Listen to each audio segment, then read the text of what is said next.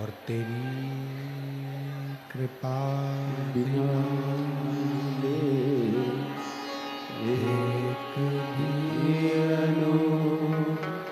लेते सांस तेरी कृपा से तनो तनो बखान क्या करूं मैं राहों के ढेर चपटी बबूत में है खजाना कुबेर का हे गंगाधर मुक्ति द्वार ओंकार तू घोर ओंकार तू आयो शरण तिहार शंभु तार तार तू। भगवान शिव की कथा करें। जब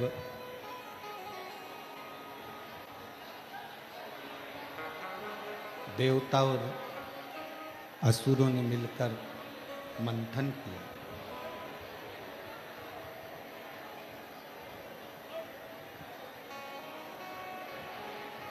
और देवता और असुर दोनों मिलकर जब मंथन कर रहे हैं और उस मंथन में सबसे पहले जो प्रकट हुई वो गौ माता प्रकट हुई।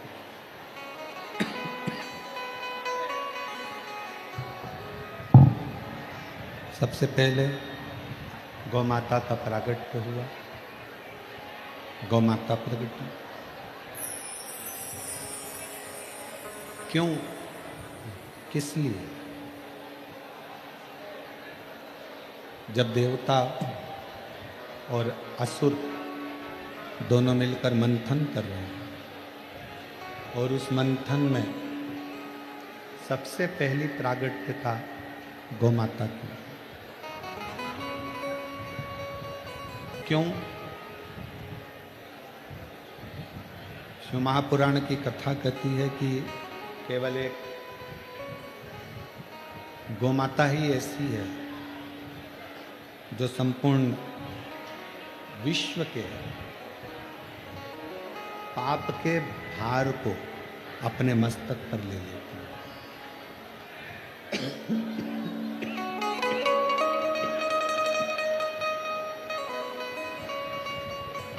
पूरे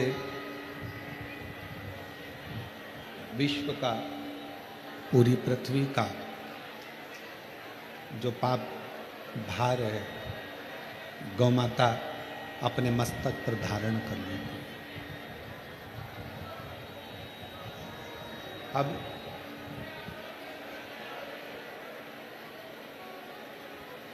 पांच गौ माता मंथन में प्रकट हुई। शिव महापुराण की कथा कहती है कि समुद्र मंथन में 5 गौ माता का प्रागट्य हुआ।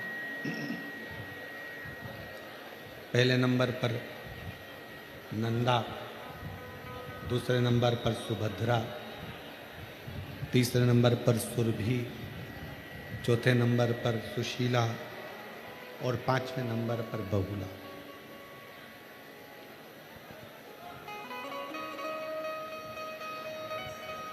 ये 5 गौमाता जिन्होंने पूरे विश्व के लिए, पूरे विश्व के कल्याण के लिए अवतरण किया, उनका प्रागट्य हुआ।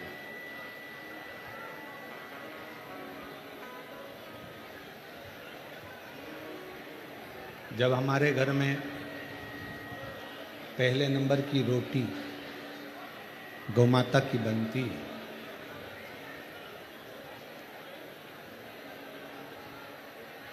और गौमाता की रोटी बनने पर गाय के मुख में दी जाती है। कई लोगों के मन में एक प्रश्न खड़ा हो जाता है, कई लोगों के मन में भाव खड़ा हो जाता है कि जब पहले नंबर की रोटी गौ माता की बनी तो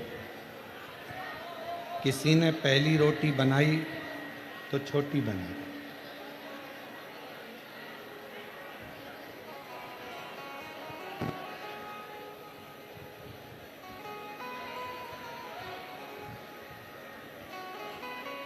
मेरा निवेदन है जितने श्रोता भाई बहन बाजू में खड़े हुए हैं उनसे भी 2-3 घंटे की बात है। आज की कथा इन लोगों को दिल से सुन लेने दो और प्रेम से झोली भर लेने दो। आप लोग शांत रहकर कथा का लाभ लो और अपने जीवन को सार्थक करो। 2-2.5 घंटे के बाद में कोई नहीं पूछेगा कि जगह कहाँ है। खड़े हो तो खड़े खड़े सुन लो, बैठ गए तो बैठे बैठे सुनो और दिल से सुनो।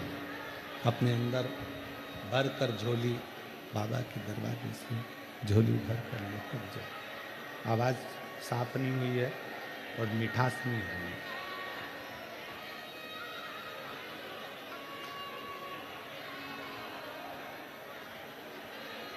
जब भगवान विष्णु और भगवान ब्रह्मा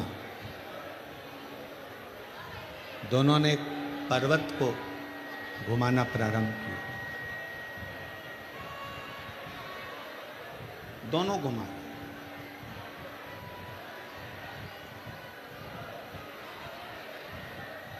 भगवान ब्रह्मा और भगवान विष्णु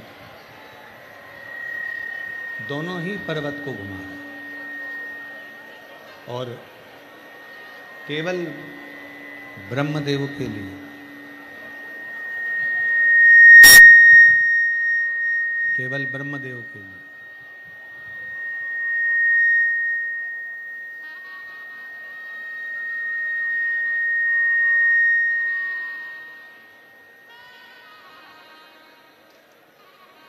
क्यों? क्योंकि ब्रह्मा जी के मन में एक संशय था। ये संपूर्ण ब्रह्मांड मैं बना भी सकता हूं और ये संपूर्ण ब्रह्मांड में मिटा भी सकता हूं। इस ब्रह्मांड की रचना मैं कर भी सकता हूं और इस ब्रह्मांड की रचना करने के बाद इसका संहार मैं कर भी सकता हूं।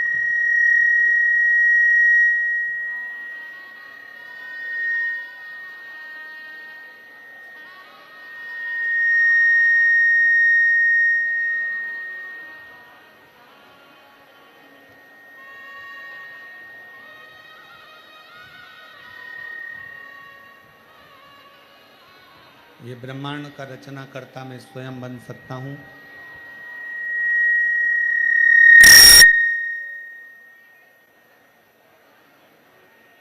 और इस ब्रह्मांड का संहार करता भी मैं स्वयं बन सकता हूं।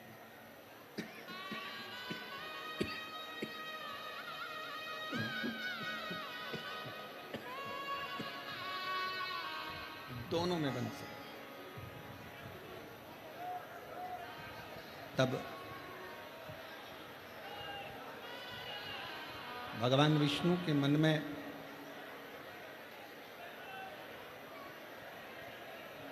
एक भाव प्रकट हुआ कि ब्रह्मा जी के अंदर थोड़ा सा अभिमान आ गया, थोड़ी सी अभिमत्ता आ गई, थोड़ा सा अहम आ गया।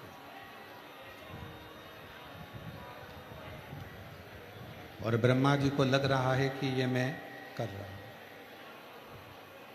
ये थोड़ी सी अभिमत्ता,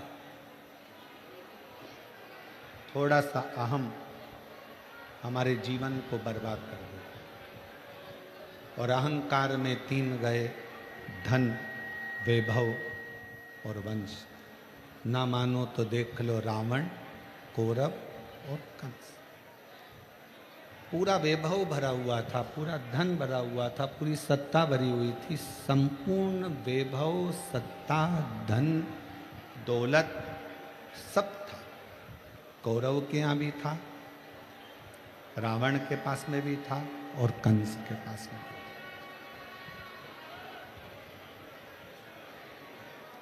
पर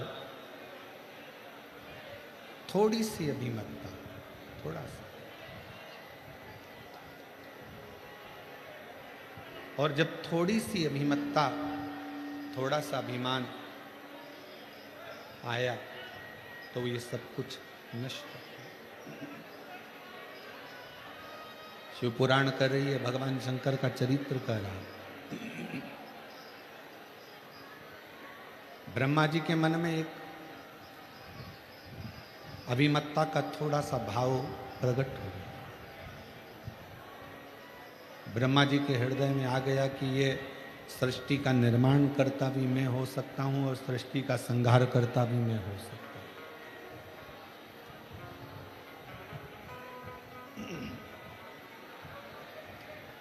निर्माण भी मैं करूंगा और संहार भी मैं करूंगा।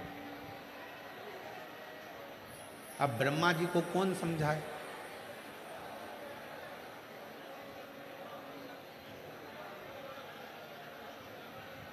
ज्ञानी को समझाना सरल है,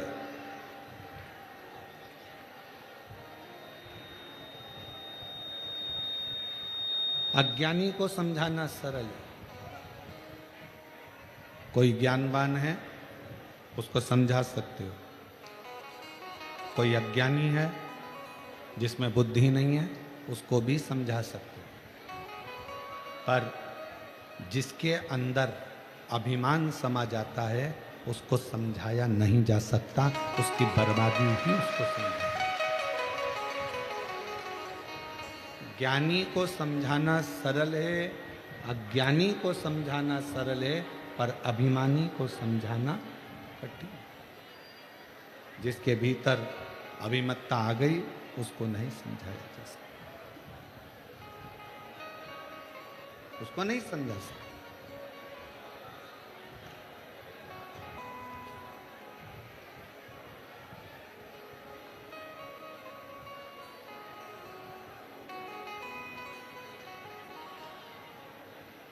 ब्रह्मा जी के अंदर ये अभिमत्ता आ गई थी। ब्रह्मदेव के मन में, ब्रह्मदेव की बुद्धि में, ब्रह्मदेव की चित्तवृत्ति में यह अभिमत्ता आ गई थी कि सृष्टि का निर्माण भी मैं कर सकता हूं और सृष्टि का संहार भी मैं कर सकता हूं।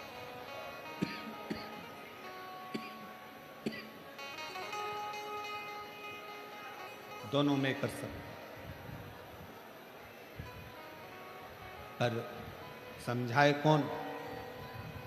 रचा है सृष्टि को जिस प्रभु ने, वही सृष्टि चला रहे हैं। जो पेड़ हमने लगाया पहले, जो पेड़ हमने लगाया पहले, उसी का फल हम पा रहे हैं। रचा है सृष्टि को जिस प्रभु ने, वही सृष्टि चला रही। अब ब्रह्मा जी को कौन समझाए कि ब्रह्मदेव ये सृष्टि की रचना, ब्रह्मा जी ये सृष्टि की रचना स्वयं शिव करते हैं, इस सृष्टि का संहार भी शिव करते हैं। सृष्टि को चलाने वाले भी शिव हैं, सृष्टि का संहार करने वाले भी शिव हैं और सृष्टि की रचना करने वाले भी। एक ओमकार शिव जी की आरती में आता है, आप भी गुनगुनाते हैं शंकर जी की आरती। ओमकार के मध्य ये तीनों,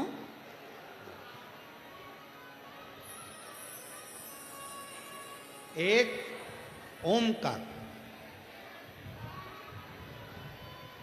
और उस ओमकार के मध्य में ये तीनों एक है। ब्रह्मा विष्णु सदाशिव जानत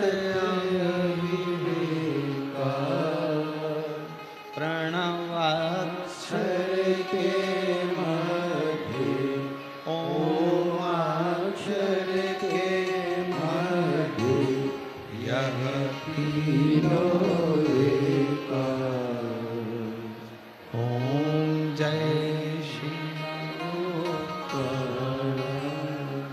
ये तीनों एक। अब ब्रह्मदेव को लग रहा है कि मैं सृष्टि का निर्माण कर सकता हूं, मैं सृष्टि का संहार कर सकता हूं, मैं सृष्टि को बना सकता हूं, मैं सृष्टि को मिटा सकता हूं। मुश्किल, बहुत मुश्किल। आप और हम नहीं। जिसके मन में यह भाव आ जाए ना कि घर तुम चला रहे हो, समझ लेना कि तुम मूर्ख हो जो ये विचार कर रहे हो कि घर तुम चला रहे हो। 2 घंटे के लिए मर के देख ले, घर चलता है कि नहीं चलता सब मालूम पड़ जाएगा। जिंदा हो तो भी चलेगा और मर जाओगे।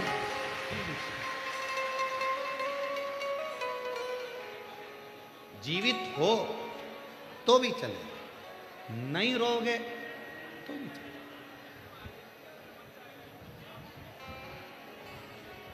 अपने मोहल्ले में, अपनी कॉलोनी में, अपनी सोसाइटी में, अपने क्षेत्र में, अपने प्रदेश में, अपने क्षेत्रों के अंदर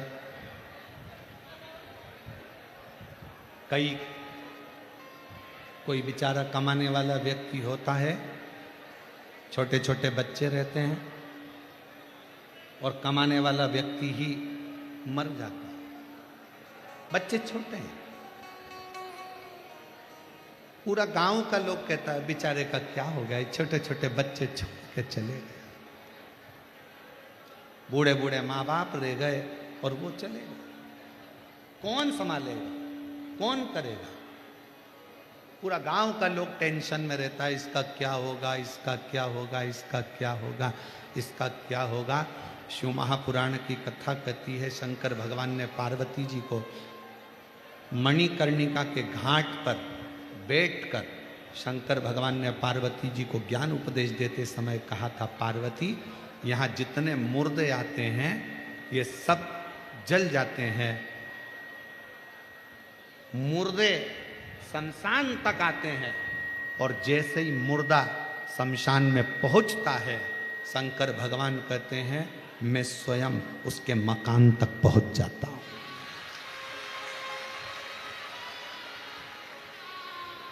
मुर्दा शमशान तक पहुंचा, शिव उसके मकान तक पहुंचा।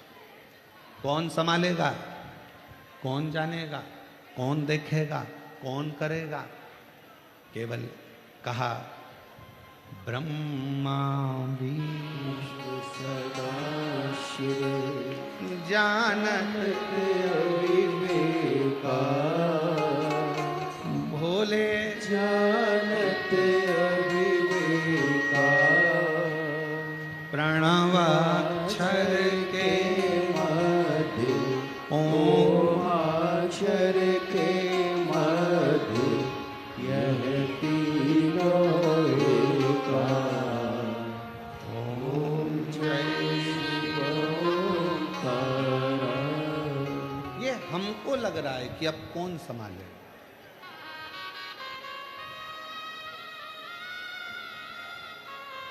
चलो मेरी जीजियां, ऐ रतनगढ़ वाली, उत्तर देना। इतना बड़ा घर तुम्हारा, फ्रिज भी रखा है, वॉशिंग मशीन भी है, कूलर भी है, एसी भी है, अलमारी में थोड़ा ना थोड़ा पैसा भी है, थोड़ी ना थोड़ी रकम भी होगी, कोई चेन, कोई अंगूठी, कोई सामान अलमारी में होगा। इतने बड़े घर को कोई काम पड़ जाता है तो ताला लगाना पड़ता है। इतना बड़ा मकान, करोड़ों का सामान और ताला लगाया 60 रुपए का। ताला लगाया 150 रुपए का, 200 रुपए का, 500 रुपए का, 1000 रुपए का। इससे महंगा ताला लगाओगे क्या? जम के बोलो जरा। मकान कितने का? करोड़ों का। सामान कितना? करोड़ों का। फ्रिज भी है, वॉशिंग मशीन भी है, बहू के कपड़े भी हैं, बहू के जेवर भी हैं, मेरे जेवर भी हैं, इसके भी हैं, पति का भी सामान है, कहीं मकान की रजिस्ट्री भी है, जमीन भी है, जायदाद भी है, सब। मकान करोड़ों का और ताला कितने का? 100, 200, 500। और ताले की चाबी कितने की? अगर चाबी गुम जाए तो चाबी वाले के पास जाओ और को चाबी बना दे तो क्या 60 रुपए लूंगा, 25 रुपए में दूंगा। 100 रुपए के ताले की चाबी 60 रुपए 25 रुपए में मिल जाती है। अब जरा विचार करो, तुम इतने बड़े करोड़ों के मकान को एक ताले के भरोसे छोड़कर, चाबी कमर में खोस कर तुम कथा में आकर बैठ गए, या कहीं शादी में चले गए, या कहीं परिवार में चले गए। अब तुम्हें क्या लग रहा है कि तुम्हारा घर ताला संभाल के रखा है? नहीं, तुम्हारा घर, तुम जो दरवाजे पे से गाय को रोटी देती हो, पक्षी को दाना देती हो, प्यासे को पानी पिलाती हो, भूखे को भोजन कराती हो, तुम्हारे दरवाजे पर आए हुए अतिथि का सम्मान करती हो, अपने घर के बुजुर्गों का आदर करती हो, तुम भगवान शंकर को 1 लोटा जल समर्पित करती हो। तुम्हारा घर 60 रुपए का ताला नहीं संभालता है, तुम्हारा घर वो पूर्वजों का आशीर्वाद संभालता है।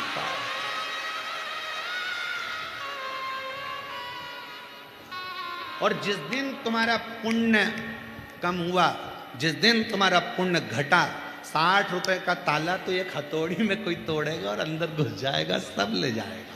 पर कब तक तुम्हारा घर संभला है? जब तक तुम्हारा 1 लोटा जल शंकर को चढ़ रहा है। कब तक तुम्हारा घर चल रहा है? जब तक तुम्हारे दरवाजे पर अतिथि आते हैं, भूखा आता है, भोजन करता है, गौ माता की रोटी मिलती है, पक्षी को दाना मिलता है, प्यासे को पानी मिलता है, तो तुम्हारे घर में पुण्य आता रहता है। तो तुम्हारा इतना बड़ा मकान वो तुम्हारे पुण्य से संभला हुआ है, संभला। नहीं तो बोलो, ईमानदारी से बोलना दीजिए, वो 60 रुपए का ताला टूट नहीं सकता, कोई भी तोड़े अंदर चलेगा। पर तुम्हारे पुण्य से, अरे मत बुरे कर्म कर बंदे वरना पछताएगा, भगवान की आंखों से तू बच नहीं पाएगा, तू बच नहीं पाएगा। हरि हो अज्ञानी मत करना दानी, हरि हो अज्ञानी मत करना दानी। तेरे कर्म का फल भी तू ही पाएगा, जैसा किया तूने तेरे आगे आएगा। मत बुरे कर्म कर वरना पछताएगा, भगवान की आंखों से तू बच नहीं पाएगा, बच नहीं पाएगा। बहुत ध्यान दे, ताले में इतनी दम नहीं है कि तुम्हारे करोड़ों की अलमारी को, करोड़ों के मकान को बचा कर रखे। ताले में दम नहीं है, चाबी में दम नहीं है, पर तुम्हारे पुण्य में वो दम है। सावित्री का पति सत्यवान मौत के मुंह से अगर वापिस आता है तो सावित्री का पुण्य लेकर आता है। पुण्य सावित्री